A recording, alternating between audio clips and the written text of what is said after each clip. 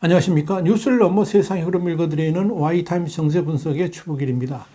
시진핑 주석이 3연임을 확정하게 될 오는 16일의 대관식을 앞두고 그 서막을 여는 중국 공산당 제19기 중앙위원회 7차 전체, 이걸 7중전회라고 그러는데요. 이 7중전회가 9일 베이징에서 개막됐습니다. 이 7중전회는 19기 중앙위원 200여 명, 그리고 후보위원 약 170명이 모여가지고 비공개리에 개최가 되는데요.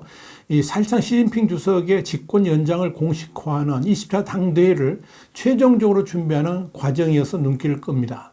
이번 7중전회에서는 16일 개막하는 20차 당대회 개최하고 관련된 세부 일정을 결정하고 당장, 그러니까 당헌 개정안 등에 대해서 토론을 하게 됩니다. 이와 더불어 지난 5년간 당의 성취를 정리하고 현재의 정세와 당의 임무에 대해서 분석 및 논의를 하게 됩니다. 여기서 당 총석인 시진핑 주석이 당대회 개막식 때 19기 중앙위원을 대표해서 발표할 업무보고 초안을 중앙위원들에게 설명하고 이어서 중앙위원들은 토론을 거쳐서 보고서에 대한 심의를 20차 당대회에 제청하게 됩니다. 자, 그런데 사실 이 메이다이어 회의를 거치면서 내부적으로는 이 차기 지도부의 윤곽이 어느 정도 드러났겠지만 중국의 정치는 항상 끝날 때까지 끝난 것이 아니라는 점을 기억해야 됩니다. 물론 그렇다고 시진핑 3연임이라는 초석이 흔들리지는 않겠지만 내부의 권력 투쟁은 당대회 기간 중에도 치열하게 진행될 수 있다 하는 이야기입니다. 지금도 시 주석의 세력에다가 공청당, 공산주의 청년단을 배경으로 한 후진타오 전 주석 세력, 그리고 상하이방으로 불리는 장쩌민 전 주석 세력들이 치열하게 얽히고 설키면서 권력 주도권을 향해서 투쟁하고 있습니다. 이렇게 이 권력 투쟁이 지금도 전개되고 있다고 전제하는 이유는 이번 16일에 당대회를 공식으로 공고하면서 폐막일을 공지하지를 않았기 때문에 그렇습니다. 통상적으로 18, 19차의 전례에 비춰보면 이 16일부터 22일까지 7일간 진행되지 않겠나 그렇게 예상됩니다. 그러나 폐막일을 알리지 않았다는 것은 아직도 유동적인 부분이 그만큼 존재한다는 의미이기도 합니다. 가장 주목해야 될 날은 이 당대 폐막일 이후에 바로 그 다음날 열리는 20기 중앙위원회 1차 전체의 20기 1중전회라고 합니다. 20기 1중전회입니다. 바로 이날 시 주석이 앞장선 가운데 서열순으로 최고 지도부 7명이 모습을 드러낼 것이기 때문에 그렇습니다. 물론 이들이 권력의 핵심입니다만 권력 투쟁은 이들뿐만 아니라 최소 6가지의 포인트를 읽어봐야지 구체적인 방향성을 짐작할 수가 있습니다. 블룸버그통신은 미국 시간으로 지난 7일 차후 중국 권력 구도를 파악할 6개 지표로 이 상무위원회 구성, 차기 총리, 정치국 구도, 시 주석에 대한 영수 호칭, 시 주석의 직책 추가, 당헌 개정 여부 등 이렇게 6가지를 제시해서 눈길을 끌었습니다. 사실 이번 당대에서 뜨거운 관심을 모으는 게 바로 이건데요.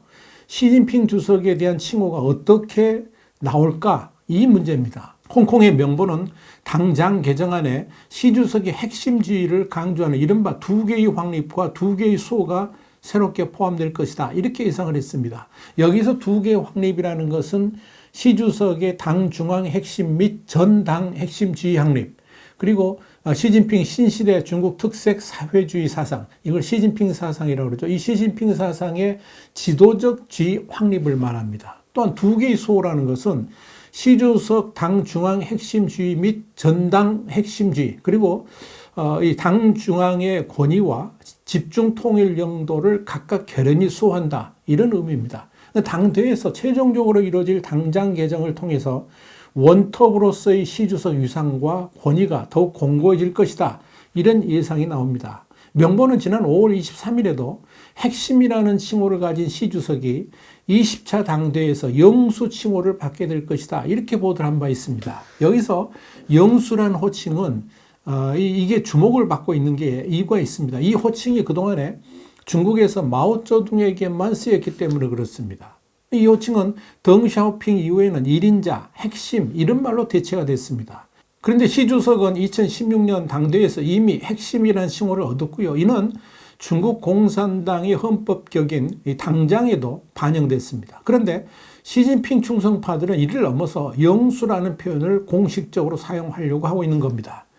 블룸버그는 이와 관련해 가지고 시 주석이 이번 당대에서 영수 또는 인민의 지도자로 공식화한다면 마오쩌둥과 동일시되는 효과가 날 것이라 그렇게 내다봤습니다. 이건 시 주석이 절대 권력자로서 3년임을 넘어서 장기 집권의 길로도 갈 수도 있다 하는 그런 뜻입니다. 그런데 충성파들의 이런 노력에도 영수 호칭 공식화에 실패한다 그러면 개인 숭배 구축을 거부하는 세력의 저항에 직면했다는 것을 의미합니다. 이걸 달리 표현하자면 문화대혁명이라는 대참사를 부른 마오쩌둥의 개인 숭배에 강한 거부감을 가졌던 덩샤오핑이 1인 체제 불식을 위해서 집단 지도 체제의 깃발을 들었던 것 같이 덩샤오핑 추종자들이 시진핑 충성파들을 제압했다라고 볼 수가 있을 겁니다. 이걸 보면 중국의 권력 구도가 앞으로 어떻게 전개될지 추정을 해볼 수가 있을 겁니다.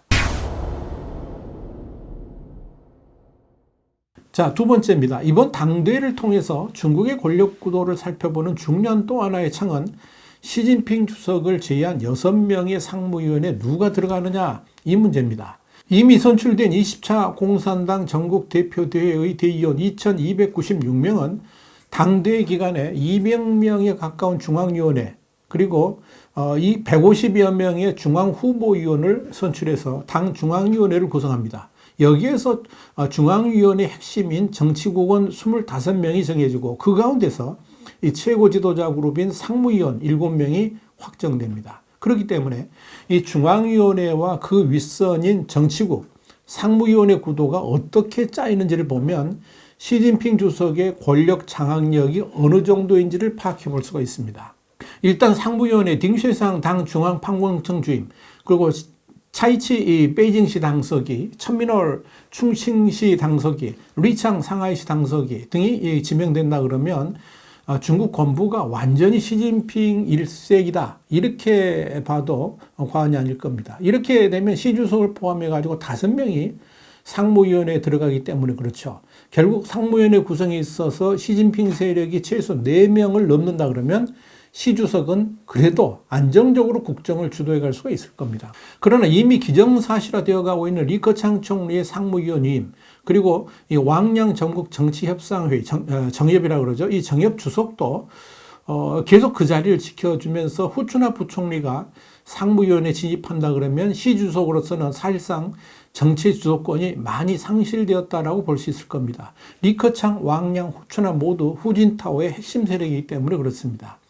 여기서 59살의 이 후춘화는 후진타오의 후계자를 의미하는 리틀 후로도 불리면서 그동안 시진핑의 후계자로까지 거론되어 왔습니다. 그렇기 때문에 이 후춘화가 상무위원으로 진입한다는 것은 차기 구도하고도 연결되기 때문에 주목을 끕니다.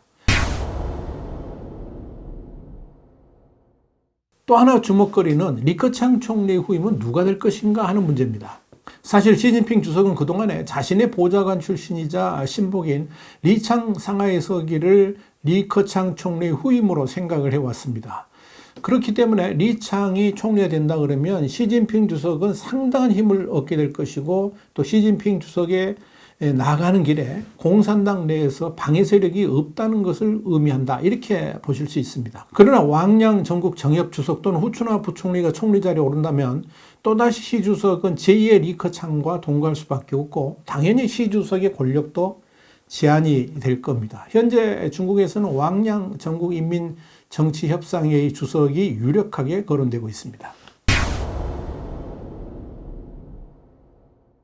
또 하나 눈여겨볼 것은 상무위원 7명 외에 18명의 정치국원이 누구의 세력으로 구성되느냐 하는 것도 시 주석의 권력 향배를 볼 수 있는 중요한 지표입니다. 여기에 대해서 블룸버그는 현재 상무위원 7명을 포함한 25명의 정치국원 가운데 이 9명이 은퇴할 예정이라 그러면서 시 주석이 다수의 지지 구도를 만들지 여부가 관건이다 이렇게 짚었습니다. 자, 이번 당대에서 상당히 눈길을 끄는 것은 이 시진핑 주석의 공식 타이틀 변화해 봅니다. 시진핑은 지난 19차 당대에서 국가주석 그리고 공산당 총서기 인민해방군 총사령관인 당중앙군사위원회 주석 이렇게 3개의 자리를 차지했죠. 이 중에서 핵심은 공산당 총석입니다.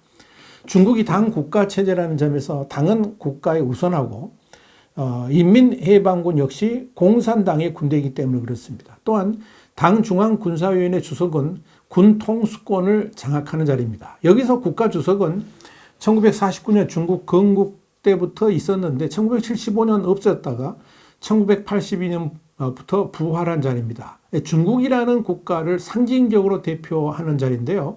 권한은 그다지 크지 않습니다. 또 하나 주목거리는 마지막인데요. 이 중국 공산당의 당장에 시진핑의 슬로건과 정책이 어떻게 반영되는가 이 문제입니다. 5년 전 19차 당대에서 시진핑의 교리는 시진핑 신시대 중국 특색 사회주의 사상으로 명시가 됐습니다. 그런데 바로 이 대목을 아예 시진핑 사상으로 간단하게 바꾸면서 마오쩌둥과 같은 반열에 오를 수 있다는 관측이 나오고 있다. 이렇게 블룸버그는 전했습니다. 현재 공산당 당장에는 마오쩌둥 사상, 덩샤오핑 이론, 그리고 장쩌민의 3개 대표론 등의 교리가 올라가 있습니다. 지난 9월 하순에 베이징에서는 갑자기 구테타설이 나돌면서 시 주석이 실각했고 리커창 총리가 주석으로 올랐다. 이런 소문이 나돌았었습니다. 물론 가짜뉴스라는 것이 나중에 밝혀졌습니다만은 그런 설이 나돈다는 것 자체가 이 시진핑 주석의 권력이 생각보다 막강하지 않다는 걸 보여줍니다. 일본의 니케이 아시아는 지난 3일 중국 지도부는 지금 중국 부의 70%를 위협하는 부동산 위기, 또 민간 시장 경제에 대한 시진핑의 탄압 등이 유발한 이 복합 위기 때문에 엄청난 도전이 직면해 있다 그러면서 이런 상황에서 물론 근거는 명확하지 않지만 시진핑 권력의 몰락을 누구나 예측할 수 있을 것이다. 이렇게 보도를 했습니다. 그러면서 니케이는 시 주석이 3년임을 하긴 하겠지만 과연 강력한 집권 세력을 구축할 수 있을지는 의문이라 그렇게 말하면서 시 주석이 밀고 있는 리창은 상하이의 코로나 창궐에 대한 부실 대응으로 차기 총리직을 맡기 어려울 것이다. 이렇게 내다봤습니다. 니케이는 이어서 당 대회를 며칠 앞둔 지금까지도 지도부 구성 문제가 안개 속이라는 것은 그만큼 시진핑 주석의 권력이 강력하지 않다는 걸 보여준다. 이렇게 평가를 했습니다. 과연 다가오는 당대에서 이 시진핑 주석은 어떤 권력 파워를 구축할 수 있을까요? 그것이 중국의 미래에 어떤 영향을 미치게 될까요? 함께 지켜보겠습니다. 와이타임 정세 분석이었습니다. 감사합니다.